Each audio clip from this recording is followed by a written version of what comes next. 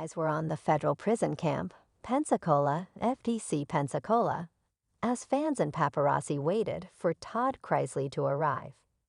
One big question those following the news had this morning was who would escort Todd to FPC Pensacola so he could surrender. Previously reported, Julie Chrisley was reassigned to a prison much further away.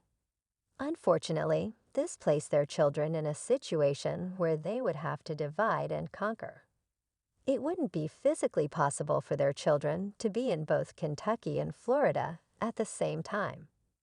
On her podcast, Savannah Chrisley has made it abundantly clear that she's much closer to her father than her mother. She, however, was spotted running errands with her mother in Tennessee over the weekend. So it would stand to reason that she would travel with her father to say goodbye. That being said, no one in Savannah's family really trusts her driving. So fans had a hard time picturing Savannah behind the wheel. On Reddit, fans reported confirmation of a gray Range Rover driving toward the federal prison camp, Pensacola, FPC Pensacola.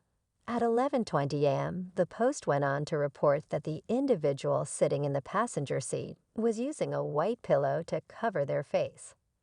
Many suspected the passenger to be Todd Chrisley, and they suspected he was using the pillow to hide his face from paparazzi cameras.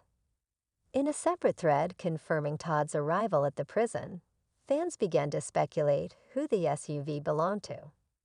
One fan pointed out the vehicle looked like Nick Curdle's vehicle. Other fans chimed in to agree it looked a lot like the vehicle he often posted on his Instagram. A few added it was definitely Nick's vehicle. One fan speculated that they likely used Nick's vehicle thinking it would be less noticeable than one of the family vehicles. While Nick Curdiles, as far as the public knows, is not in a relationship with Savannah Chrisley, he does remain close to Todd Chrisley. Todd admitted that holidays would just be awkward if Savannah finds someone else to be with, because Nick would always be welcomed as he considered him to be another son. Reported, Todd did make time for Nick and was spotted grabbing a meal with him in the weeks before he surrendered.